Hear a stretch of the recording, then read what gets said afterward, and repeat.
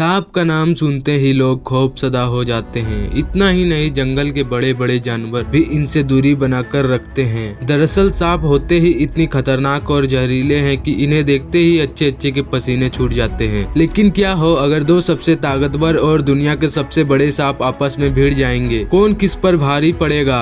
दिल दहला देने वाली इस लड़ाई में किसकी जीत होगी और किसकी होगी मौत? ये जानने के लिए आप इस वीडियो के साथ एंड तक बने रहिए। अगर हम बात करें टाइटन बुआ की, तो कई मील साल पहले ऐसा माना जाता आ रहा है कि पूरी दुनिया में टाइटन बुआ जैसा सांप इस दुनिया में नहीं आया था। टाइटन बुआ का साइज तकरीबन 14 मीटर तक हुआ करता था, जो कि आजकल के किसी भी जानवर को मारने की ताकत तो रखते थे। बल्कि यही नहीं, इस सांप में इतनी ताकत मौजूद थी कि टीरेक्स जैसे खतरनाक डायनासोर भी इसके आगे घुटने टेक दें। वैसे ऐसा होना पॉसिबल तो नहीं है, क्योंकि जब टीरेक्स जैसा डायनासोर का इस दुनिया से खात्मा हुआ, तब टाइटन बुआ का इस दुनिया में जन्म हुआ और इन्होंने तकरीबन 1 करोड़ सालों तक इस दुनिया पर राज किया। पर टाइटन बुआ की एक्सटिंक्शन के साथ ही भारत की जमीन पर आज से 5 करोड़ साल पहले एक बहुत बड़े और खतरनाक सांप का जन्म हुआ, जिसका जिक्र हमें कई कहानी और किस्सों से मिलते आ रहा है। और हाल ही में की गई रिसर्च से ये जानकारी निकल पाई है कि इस दुनिया का सबसे ताकतवर सांप कोलंबिया या अमेज़न के जंगल में नहीं, बल्कि भारत की जमीन पर पाया जाता था और इन्हें नाम दिया गया वासुकी इंडिकस, जो कि न सिर्फ टाइटन बुआ से साइज में बड़े थे, बल्कि अपने टाइम अपेक्स प्रेडेटर हुआ करते थे। जस्ट इमेजिन करें, अगर टाइटन बुआ की फाइट इंडिया के वासुकी इंडिकस से हो जाए तो क्या होगा। हालांकि दोनों में जंग कभी नहीं हुई होगी, पर क्या हो अगर दोनों एक ही टाइम में पाए जाते हैं। हाल ही में गुजरात में मिले फॉरिक्स पर जब रिसर्च की गई, तो लोगों को इसकी इंफॉर्मेशन ने हिला कर रख दिया, क्योंकि इनके फॉसिल को देखकर साइंटिस्ट ने ये साबित कर दिया कि दुनिया का सबसे बड़ा सांप टाइटन बुआ नहीं, बल्कि वासुकी इंडिकस है।